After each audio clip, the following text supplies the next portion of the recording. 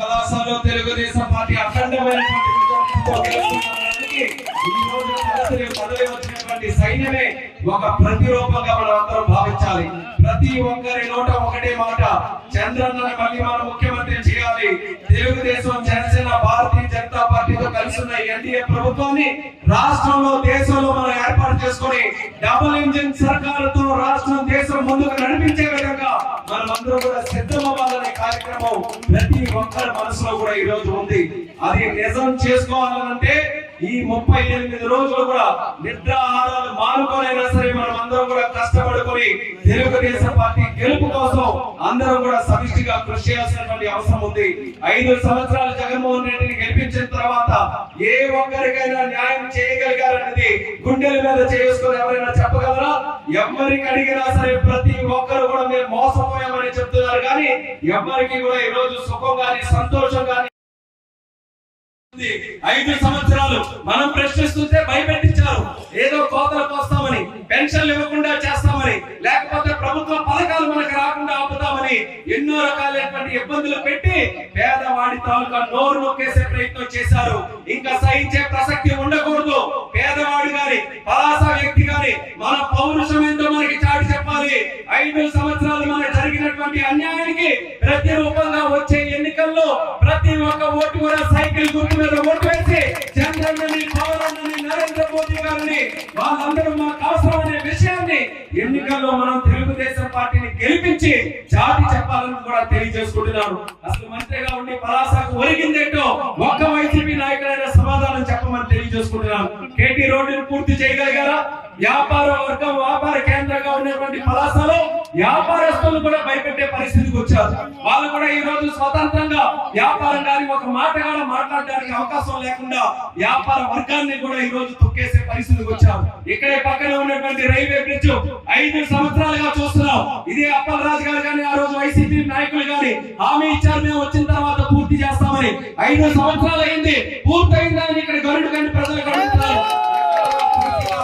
ఈ రోజు ఏం చేశారంటే 700 కోట్ల రూపాయలు ఇచ్చి వాటర్ స్కీమ్ ఇచ్చామని చెప్తున్నారు. వాటర్ స్కీమ్ ఇచ్చినటువంటి వాళ్ళు ప్రతి ఇంటికి వాటర్ రావాలి కదా, వస్తుందా ప్రతి ఇంటికి వాటర్? 700 కోట్ల రూపాయలు ఏమైనట్టు సమాధానం చెప్పడానికి మంత్రి వస్తారా అని ఈ సందర్భంగా నేను అడుగుతున్నాను. 700 కోట్ల రూపాయలు ఖర్చు పెట్టి ఎక్కడ పైప్ వేశారో తెలియదు, ఎక్కడ ట్యాంకులు కట్టారో తెలియదు. ఆ రోజు మీ అందరికీ కూడా గుర్తుంటుంది, ఉత్తర ముద్దు బిడ్డగా ఆ రోజు కేంద్ర మంత్రిగా ఎర్రనాయుడు గారు అయితే మొట్టమొదటి వాటర్ పెట్టి 96లోనే 100 కోట్ల నిధులు ఖర్చు పెట్టి సుమారు 116 ఉద్దాన ప్రాంత గ్రామాలకి నీళ్లు ఇచ్చినటువంటి అప్పల భగీరథులు కింజరాపు ఎర్రనాయుడు గారిని గుర్తు చేస్తున్నాం. ఆ రోజు 96లో మొదలు పెట్టినటువంటి స్కీమ్ కి సుమారు ఈ రోజు 28 సంవత్సరాలు అవుతుంది. ఇప్పటి వరకు కూడా నీళ్లు అందిస్తూనే ఉన్నాం. ఏదో ఒక కష్టపడి మన ప్రభుత్వాలు ఉన్నప్పుడు మెయింటెనెన్స్ ఖర్చు పెట్టి ఆ స్కీమ్ లో పనిచేసినటువంటి వ్యక్తులకు కూడా జీతాలు ఇచ్చి ఆ స్కీమ్ ని నడిపిస్తే ఈ రోజు అదనంగా 700 కోట్ల రూపాయలు అంటున్నారు కదా, అందులో సగానికి సగం డబ్బు నొక్కేసి ఆ రోజు ఎర్రనాయుడు గారు తెచ్చిన స్కీమ్ లో ఏవైతే ట్యాంకులు ఉన్నాయో ఆ ట్యాంకులకే ఈ పైప్ లైన్లు కనెక్ట్ చేసి పాత ట్యాంకుల మీద ఈ రోజు స్కీమ్ నడిపించే పరిస్థితికి వచ్చారు. టెక్కలలో నీళ్లు లాగేస్తున్నారని చెప్తున్నారు.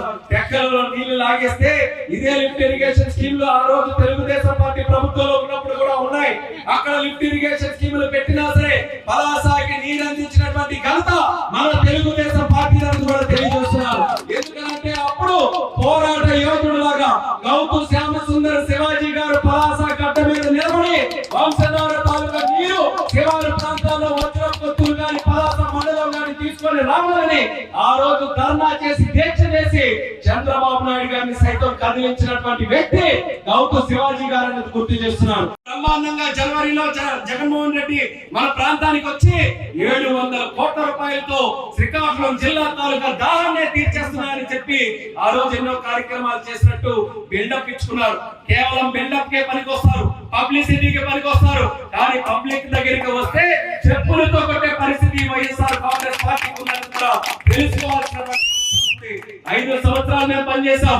2014 నుంచి 19 వరకు ఎక్కడ అవినీతి ఒక్క మచ్చ లేకుండా ఎన్ని కోట్ల రూపాయల నిధులు మన గ్రామాలకి మన పట్టణాలకి తీసుకొని వచ్చి అభివృద్ధిలో ముందుండి నడిపించాం. అదే 5 సంవత్సరాలు, ఈ 5 సంవత్సరాలు కూడా చంద్రన్న పరిపాలన ఉండుంటే పలాసాని బ్రహ్మాండంగా అభివృద్ధి చేసుకునే వాళ్ళం.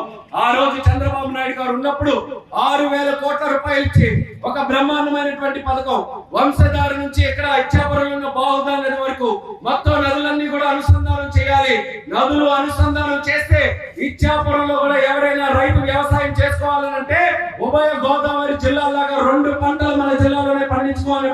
బ్రహ్మాండమైన పథకం చంద్రబాబు నాయుడు గారు జియో రిలీజ్ చేసి నిధులు కేటాయించే ఆ రోజు ప్రభుత్వం మారింది.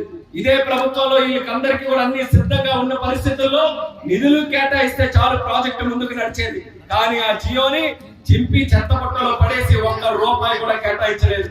సమస్య లేని ఇల్లు ఉండదు, పరిష్కారం లేని సమస్య ఉండదు. బంధాలు గొప్పవి, బాధలు చిన్నవి. మీ సమస్యని మేము పరిష్కరిస్తాం. రండి మాట్లాడుకుందాం.